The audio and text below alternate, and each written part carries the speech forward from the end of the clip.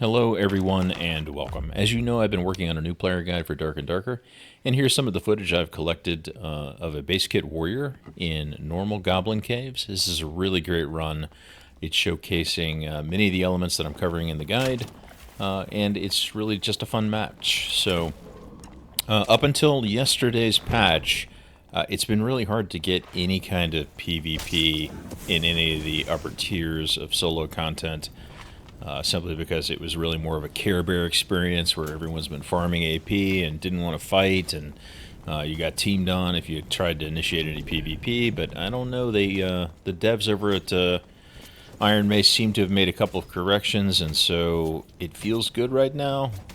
We'll see in the near future if this will hold. But right now, if you're unaware, the changes to AP calculations, looted gear from the dungeons count. And player kills got a nice little shot in the arm too.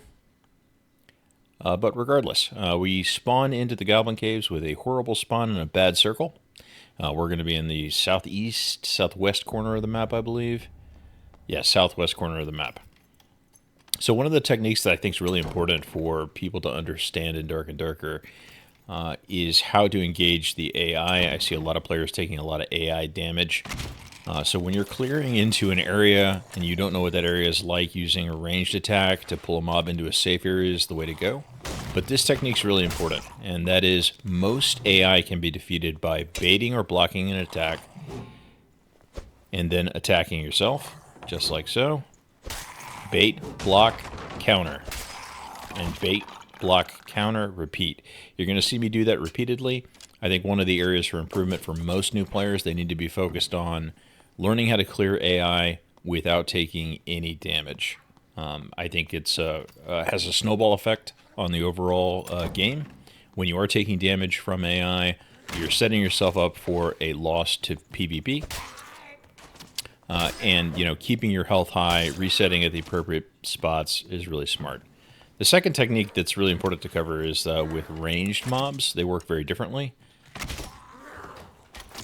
Once you aggro them, they will move towards you until they're within range for their attack. Then they will shoot at you whether or not they have a line of sight to do so. So as you saw, the Goblin Archer there was shooting the wall instead of me. But again, I'm using the same technique as before. I am baiting out attack, which I am then blocking. And then I'm getting my counter in, and then repeating that until the AI is dead. So there's basically two kinds of AI you're going to have to deal with in Dark and Darker. One is melee, the other is ranged, and the same kind of general approach works regardless. Now, this room is fairly terrible in the new Goblin Caves. I tend to skip it even if the circle's on it. Not a fan.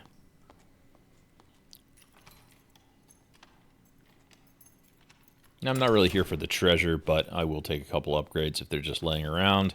And I'm performing another good habit here, which is I'm running quiet. I'm listening to see if anyone's operating in the area, and I do hear somebody operating under me. They've engaged the centipede, and as you can see, there is a blue torch down there. New players, don't run the blue torch ever. I know it looks cool. Poor guy's stuck. I tried to euthanize him, but apparently he was full health, so he's going to run away for a bit. Yeah, the blue torch gives away too much information to your adversaries. It's the only lighting type that's really like that, so it shows up very easily through walls and floors. It gives away your location, and just use the default torch. It is a much safer option. Another good technique I've showcased right there, which is when closing a door to block off AI, use your body to block the door at first, and then close it behind you, and then move through at the end. So that guy's got to come up around here somewhere after exiting the spider cave up the ramp that he went. I'm still looking for, I think it was a rogue. He was wearing a leather cap. I thought I bumped into a rogue there, which is why I'm swinging wildly, but here's a wizard. I missed my opening shot. If you're playing a fighter and you're playing into wizard, what they want to do is they want to kite you in the medium distance, and then when you turn to create more distance, they want to, take that opportunity to attack. So as a fighter, in particular, like Franny axes are really important in the fighter versus wizard kind of equation. Fireballs are projectiles, and so you can reduce the damage simply by blocking it. You can completely negate the damage from an ice bolt by blocking it. And zap doesn't work on shields. And he was really low health, so that's our first kill of the match. I think this is a 4 or 5, 6 kill match. I don't remember entirely.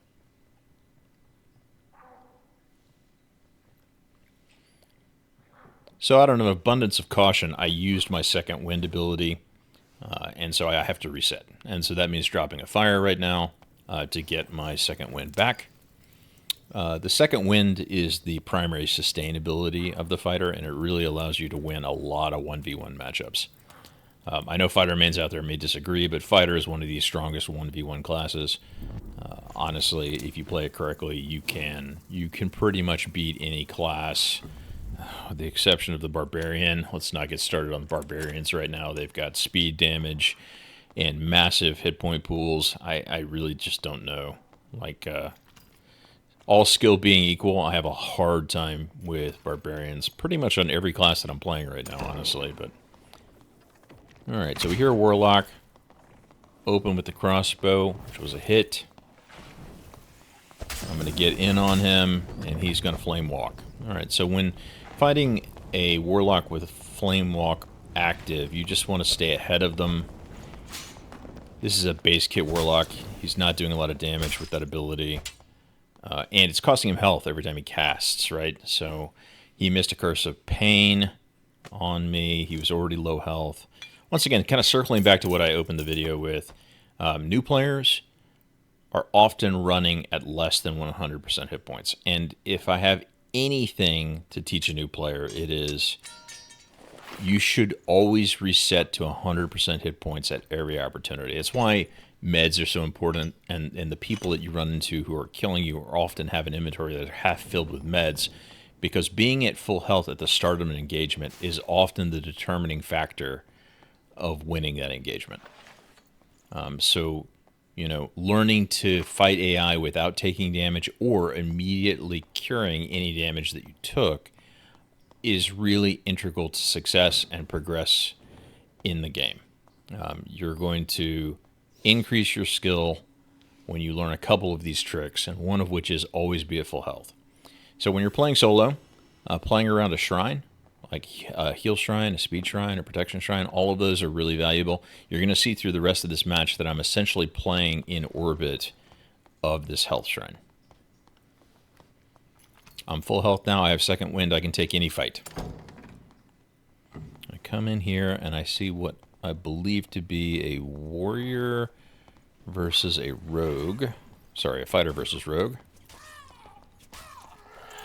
Rogue wins. Goblin mage is a problem. Yeah, this is a rogue. Hit me with a throwing knife. And he just wants to skedaddle. I'm going to go back here and deal with this mage. If it hits with its range attack, it does two things. It does a tremendous amount of damage, and then it also shuts down your ability to receive heals for like 6 seconds, a long time. And I really don't want that to hit me when I'm going to need my second wind in any fights that I take. So cleaning up the PvE is almost always the right answer if your opponent is going to let you. So I'll take this opportunity to loot this rogue's kill. Yeah, he had some good stuff. But the rogue seems to take issue with me looting his kill. I don't know why he came back in on me. I guess he assumed I was low health. Whoa. Okay, third partied by another fighter, a longsword enjoyer. I am going to try to outdistance the rogue and put the rogue between me and the fighter. I lose track of him for just half a second, but then I reacquire, and that's a really nice shot with my crossbow, if I do say so myself. I see him drop, I drop after him, and see you later, buddy. Now, I know there's a fighter up there with a two-hander. I don't really want to deal with the centipede. I'm not interested in his drops. I've got a lot of PvE on me. I'm going to dance around a little bit. My plan is to kind of deal with anything that's immediately in my face, like this goblin, and then activate this platform to go back up, but somebody did it for me. Oh, it's this fighter. who was trying to pick a fight with me at low health. Once again, if you're a new player in Dark and Darker, you want to take fights when you have an advantage and avoid fights when you are at a disadvantage. And when you are low health, you are at a disadvantage. So don't take those fights. I don't know what he was hoping to achieve. My health was very high, and the longsword is probably going to take 3 hits to kill me, and he was very low health. Obviously, 1 falchion headshot was enough to kill him. So, resetting is not also about hit points. It's also about being ready to take the next fight, too. So you'll see me regularly pull out the crossbow and reload because I want to reset for the next fight. That means reloading for any axes, reloading the crossbow, making sure I'm at full health. I've decided that I've got enough footage here for the tutorial that I wanted to shoot. So I have come back here to the static exit. I'm going to top off at this full health shrine, and then I'm going to wait. This exit will almost always open by 2 minutes 30, so I know I don't have a very long wait, and so I can just ride this out, and lo and behold, it does in fact open. So anyway, guys, I am working on that new player tutorial, of which this piece will feature prominently. I'm kind of recommending 2 classes for new players right now, and it's really about, isolating what areas to work on in your skill set first. And I'm recommending the fighter and the cleric because both of them are very forgiving. They have a lot of sustain. They allow you to learn the mechanics of the game without making a deep investment in, some kind of higher concepts.